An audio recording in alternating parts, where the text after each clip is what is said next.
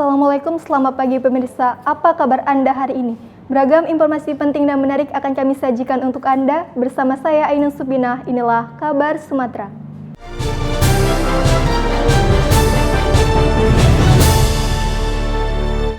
Runner-up Putri Provinsi Kepulauan Riau, Dewi Aulia, meraih prestasi gemilang dengan memenangkan posisi ketiga di ajang Putri Kebudayaan Nusantara 2023.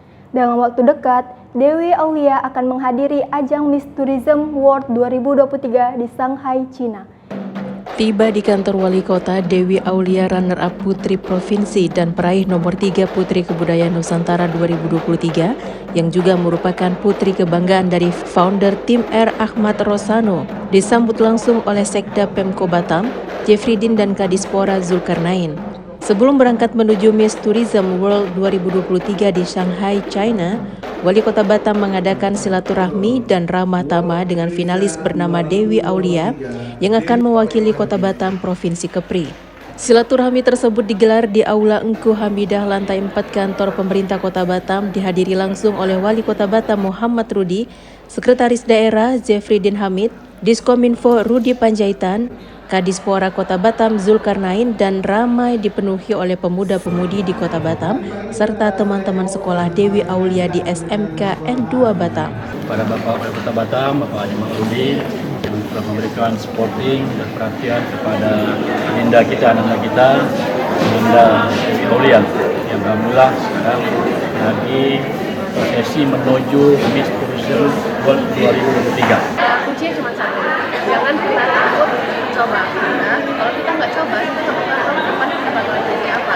Mengajak semua masyarakat Batam dan Kepri untuk mendukung Ananda Aulia yang akan mewakili Indonesia dalam ajang Miss Tourism World 2023 di Beijing, Tiongkok. Dari Batam, Kepulauan Riau, Alboin TV One mengabarkan. Warga di Kampung Panau, Kelurahan Kabil, Kecamatan Nongsa, dengan tegas menyampaikan protes mereka terhadap aktivitas perusahaan PT Blue Steel Industries atau BSI. Protes ini muncul karena PT BSI dinilai mengganggu mata pencarian para nelayan setempat yang mengalami kesulitan melaut akibat adanya reklamasi pantai yang dilakukan oleh perusahaan tersebut.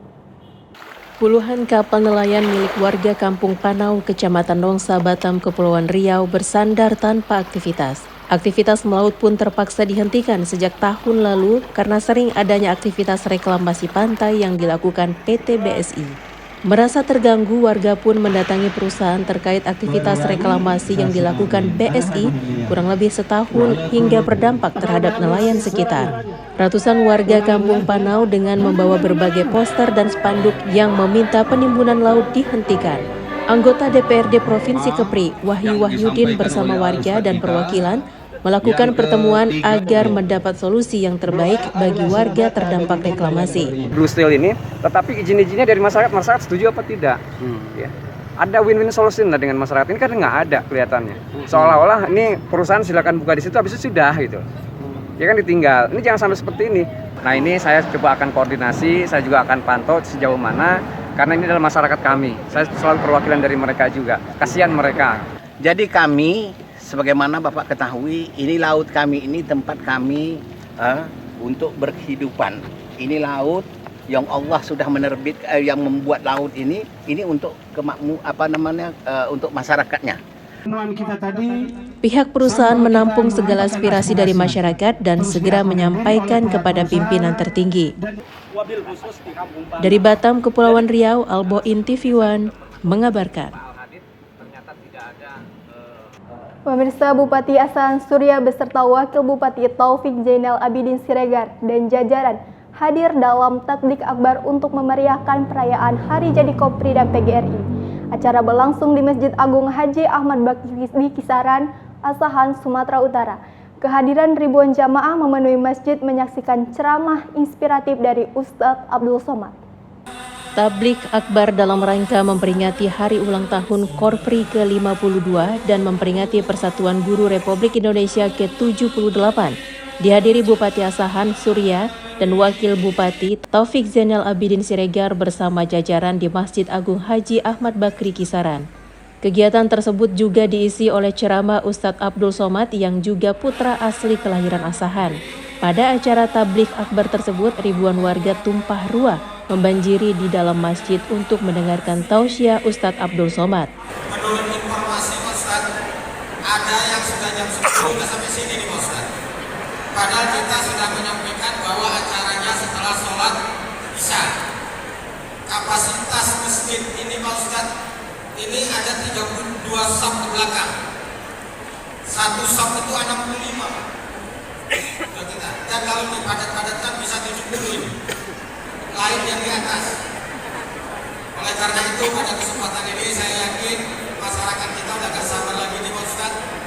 Dan kami dari pemerintah Kabupaten Asahan melaksanakan tabligh akbar ini sekaligus dalam rangka hari ulang tahun Korpri yang ke-52 dan hari guru yang ke-78. Dari Asahan, Sumatera Utara, Jasa Manurung TV One mengabarkan.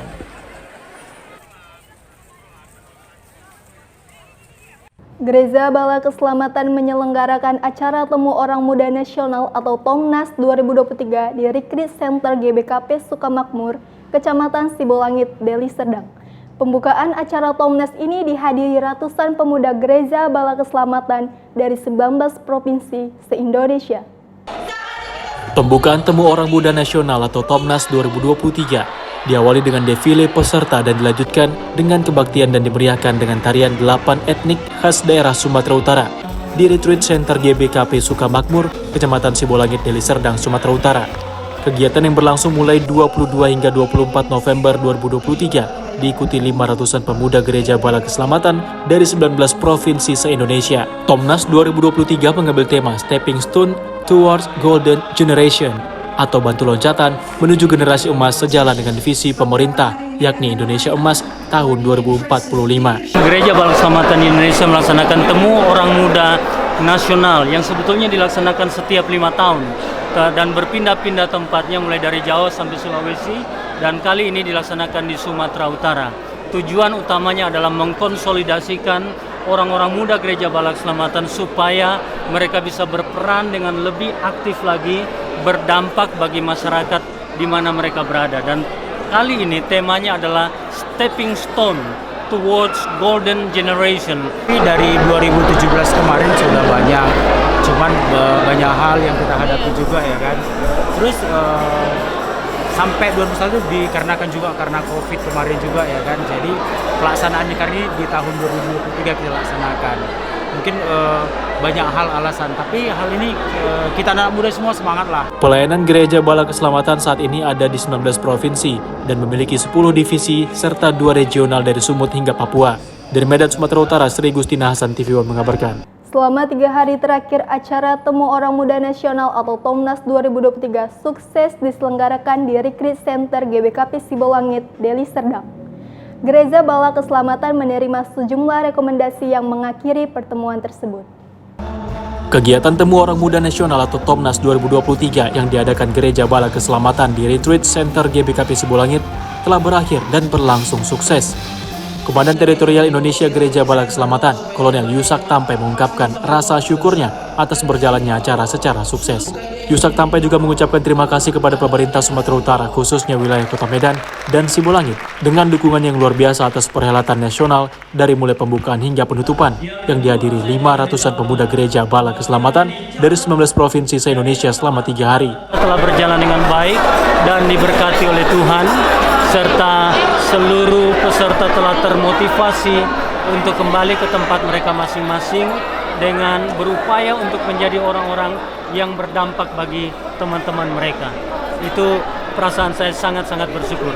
Sejumlah rekomendasi juga telah dihasilkan dari TOMNAS 2023 Sumut. Rekomendasi tersebut berisikan memperkuat orang-orang muda Bala Keselamatan menjadi orang-orang muda yang bisa memberkati sekitarnya.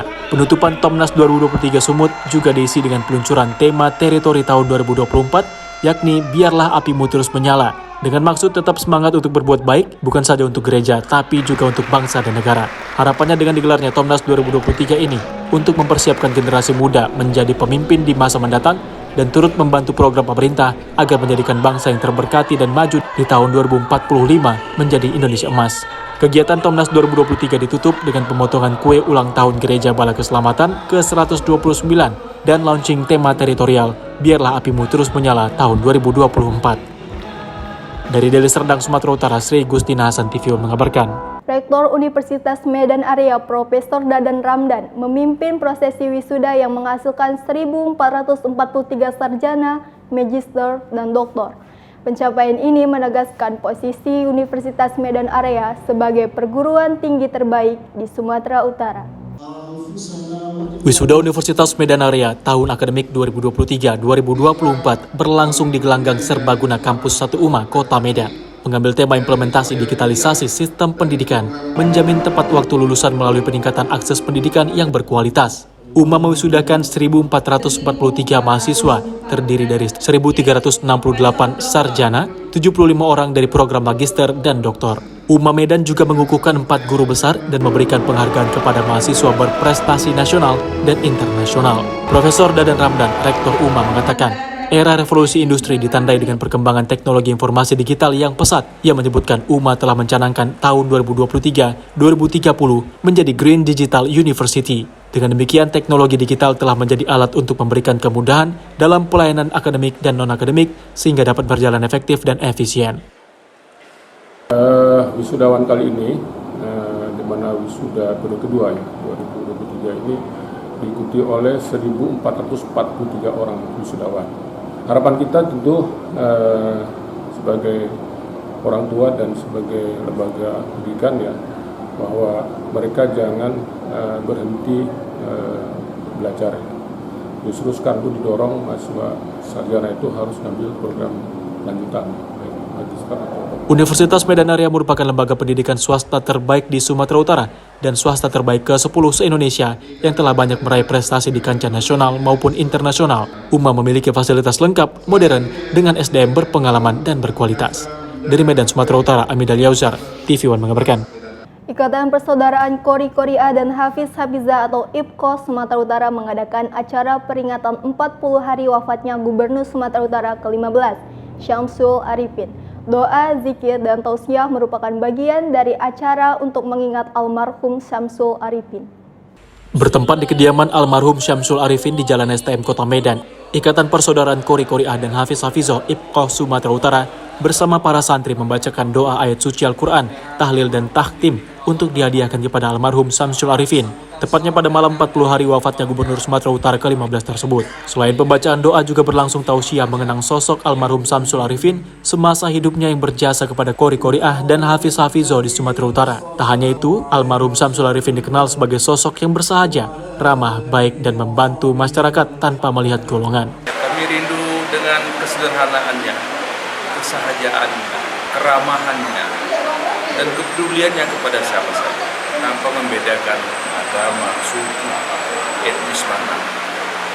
Tadi Ustaz Kiai Haji Zulfikar Hajar menyampaikan bagaimana kepeduliannya kepada masyarakat, tukang beca, pedagang asongan, pelajar, mahasiswa, juga kami-kami yang berada di lingkungan Qori Qoriah Hafiz Hafizah sangat merasakan bagaimana kepedulian beliau. Itulah yang menyebabkan kami pada hari ini berkumpul di sini berdoa kepada Allah. Semoga seluruh kebaikan yang pernah diberikannya kepada siapa saja diberikan Allah balasan yang terbaik. Sebelumnya, mantan Gubernur Sumatera Utara ke-15 Syamsul Arifin dikabarkan meninggal dunia pada 17 Oktober 2023 lalu di RSPAD Gatot Subroto, Jakarta. Ia meninggal di usia 71 tahun. Kepergian almarhum Syamsul Arifin akan selalu dikenang oleh masyarakat Sumatera Utara dan jasa-jasa almarhum semasa hidup akan selalu dikenang. Dari Medan, Sumatera Utara, Amidal Yauzar, TV One mengabarkan. Pemerintah Kabupaten Musi Banyuasin, Sumatera Selatan turut memperingati Hari Kesehatan Nasional ke-59 tahun 2023. Selain menjadi momen bersejarah dalam rangka memajukan rektor kesehatan, peringatan ini juga ditandai dengan peresmian 2 fasilitas kesehatan vital. Pemerintah Musi Banyuasin, Sumatera Selatan melalui Dinas Kesehatan Musi Banyuasin menggelar peringatan Hari Kesehatan Nasional tahun 2023. Peringatan Hari Kesehatan Nasional yang ke-59 ini digelar meriah di halaman RSUD Sungai Lilin di Kecamatan Sungai Lilin Sabtu 2 Desember 2023 lalu. Selain dihadiri oleh ratusan warga serta pejabat dinas, juga dihadiri langsung oleh PJ Bupati Musi Banyuasin Apriyadi yang didampingi oleh Kepala Dinas Kesehatan Dr. Azmi. Dalam acara ini, PJ Bupati Musi Banyuasin Apriyadi memberikan penghargaan kepada para tim kesehatan yang berperan aktif dalam mengatasi stunting serta puluhan penghargaan lainnya yang diberikan kepada perusahaan yang ikut berperan aktif membangun Kabupaten Musi Banyuasin. Pertama itu memperingati Hari Kesehatan Nasional ke-59 tingkat Kabupaten Musi Banyuasin dipusatkan di sini. Sekaligus juga meresmikan ada 2 unit bangunan yang kita resmikan. Yang pertama adalah IGD, kemudian yang kedua adalah ICU. IGD itu dibangun melalui dana APBD Kabupaten, tapi yang menarik ini ICU. ICU ini dibangun 100% biayanya dari pihak swasta, yaitu PT Hindoli Cargill Group. Biayanya lebih kurang 2,3 miliar dan bangunan dan fasilitasnya sangat baik. Dari Musi Banyuasin, Sumatera Selatan, Puja Kusuma TV One mengabarkan. Pemerintah Musi Banyuasin, Sumatera Selatan kembali menggelar operasi pasar murah sebagai upaya untuk mengendalikan inflasi. Operasi pasar murah kali ini menjadi yang ke-15 di wilayah Musi Banyuasin. Pemerintah Musi Banyuasin, Sumatera Selatan melalui Dinas Perindustrian dan Perdagangan kembali menggelar pasar murah. Kali ini operasi pasar digelar di Desa Sukamakmur, Kecamatan Pelakat Tinggi, Musi Banyuasin. Operasi pasar murah ini digelar sebagai wujud kepedulian pemerintah Musi Banyuasin kepada masyarakat di saat harga kebutuhan pokok yang masih melonjak. Operasi pasar murah ini sudah 15 kali digelar di wilayah Musi Banyuasin. Dalam operasi pasar murah ini, Dinas Perindustrian dan Perdagangan menyediakan 8 ton beras dengan paket 1.600 berupa 1 kg minyak goreng dan 5 kg beras dengan harga Rp69.000. Ini kita hari ini melakukan operasi pasar beras murah ini di Desa Sukamakmur, Kecamatan Pelakat Tinggi, desa yang di ujung nih. Dan memang harga beras, harga sembako di sini masih cukup tinggi. Oleh karena itu kami hari ini melakukan operasi pasar di sini. Bekerja sama dengan Bulog, kegiatan ini kita lakukan terus sampai dengan akhir tahun ini. Pokoknya harga beras di Bupa ini kita jaga supaya tetap stabil. Ini kita bawa 1.600 paket. Jadi 1.600 paket ini kita gelontorkan di sini untuk masyarakat yang ada di 3 desa ini. Memang tidak bisa menutupi semua, tapi paling tidak bisa membantu sebagian besar masyarakat sini. Rencananya operasi pasar murah ini akan terus digelar hingga akhir tahun 2023. Dari Musi Banyuasin, Sumatera Selatan, Puja Kusuma TV One mengabarkan. Aliansi Advokat Indonesia Bersatu Sumatera Utara mendeklarasikan dukungan untuk pasangan calon presiden dan wakil presiden Prabowo Subianto dan Gibran Rakabuming Raka. Mereka menilai bahwa Prabowo dan Gibran memiliki kualitas untuk mengembangkan keadilan, menegakkan hukum, dan memajukan kemakmuran bagi bangsa Indonesia di masa depan. Aliansi Advokat Indonesia Bersatu atau AAIB Sumatera Utara menyatakan dukungan kepada pasangan Prabowo Subianto dan Gibran Rakabuming Raka pada kontestasi pemilu 2024 mendatang.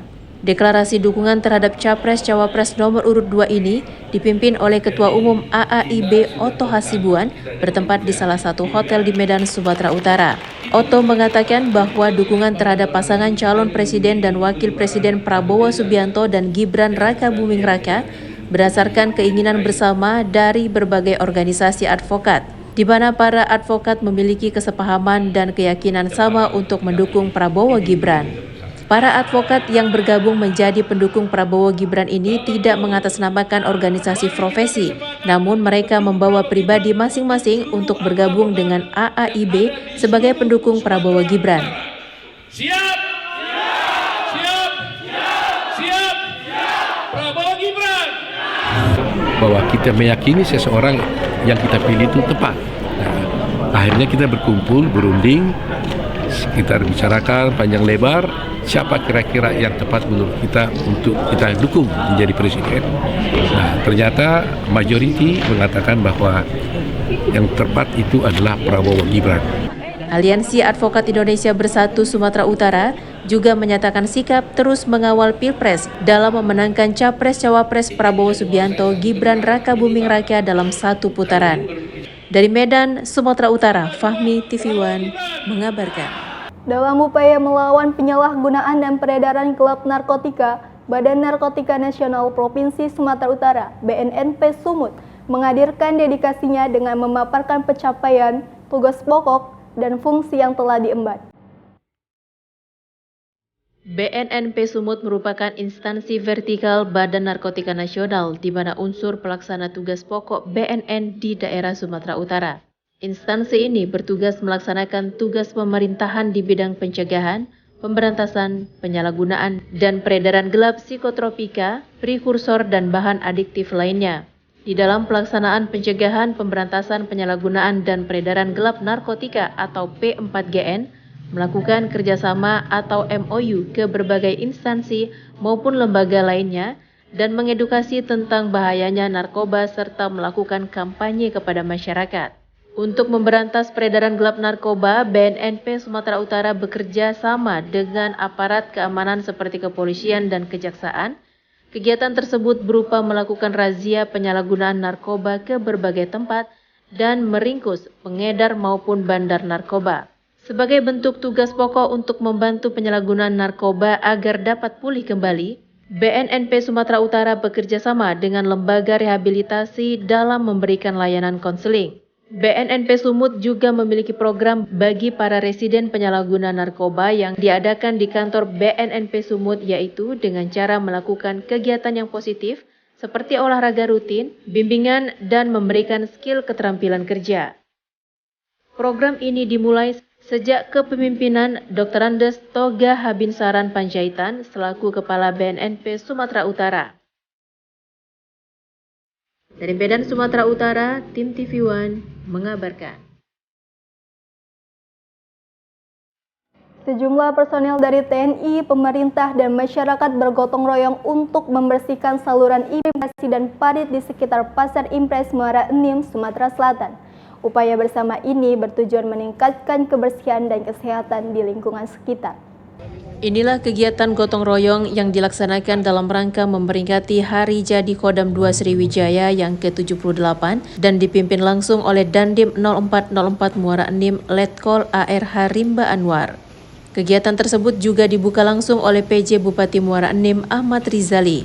Gotong royong tersebut dilakukan untuk mencegah penyebaran penyakit menular dan mencegah terjadinya banjir di Muara Enim, mengingat saat ini sudah memasuki musim penghujan. Kegiatannya adalah bakti membersihkan pasar-pasar, ya, kemudian membersihkan selokan, ya, perkantoran, ya, karena kita juga tahu bahwa sekarang mulai musim hujan. Dandim 0404 Muara Enim Letkol ARH Rimba Anwar mengatakan bahwa kegiatan bakti karya TNI tersebut dilaksanakan dalam rangka memperingati HUT Kodam 2 Sriwijaya ke-78.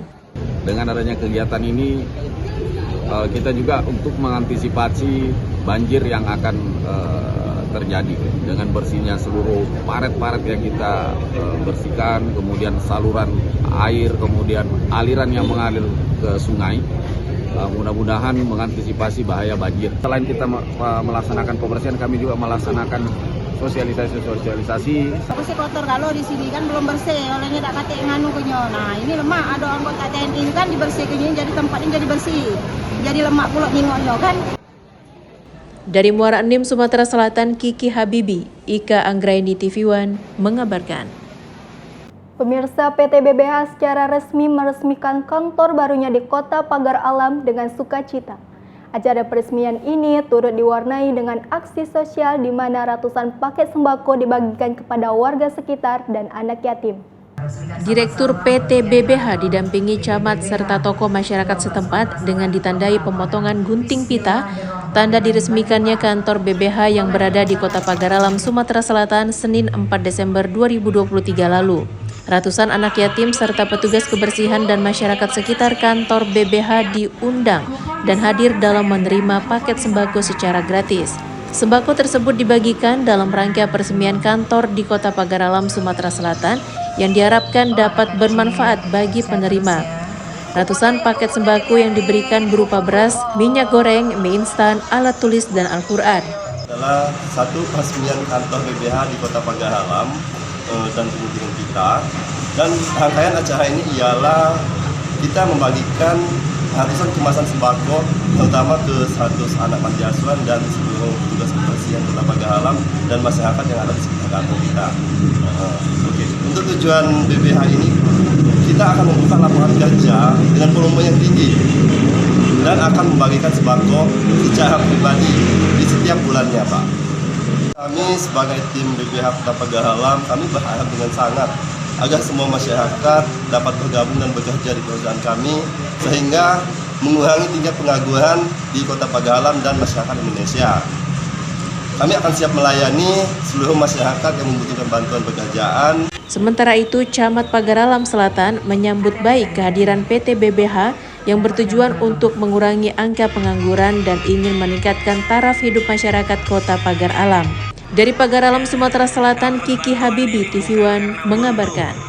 PJ Bupati Simelu Ahmad Liah dan PLT Kepala Dinas Perikanan dan Kelautan Charles bersama LSM Ekosistem Impact secara resmi menghadirkan momentum penting bagi nelayan Toba Selatan. 3 desa yakni Labuan Jaya, Labuan Bakti, dan Labuan Bajau kini resmi dibuka kembali untuk kegiatan penangkapan ikan. Dibukanya wilayah tangkap nelayan tersebut berdasarkan kesepakatan bersama setelah 3 bulan lamanya ditutup.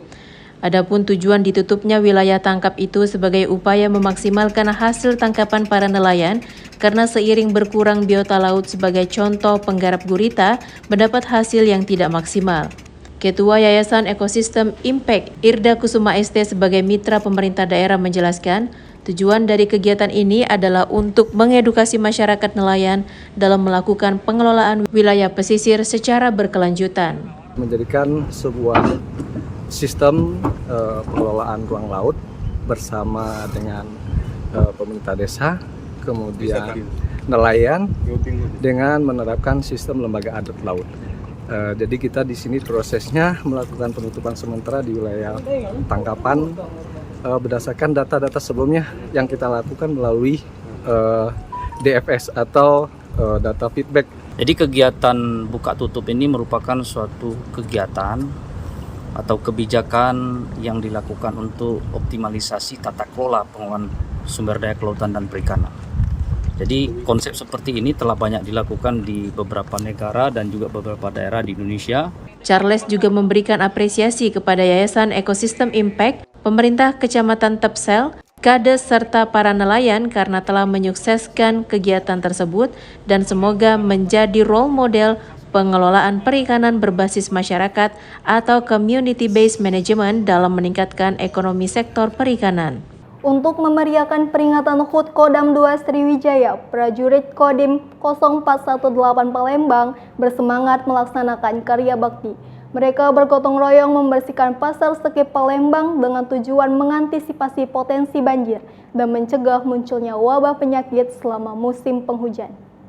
Bertempat di Pasar Sekip Ujung Palembang Kamis pagi, ratusan prajurit TNI telah berkumpul guna mengikuti apel gabungan dalam rangka melaksanakan karya bakti.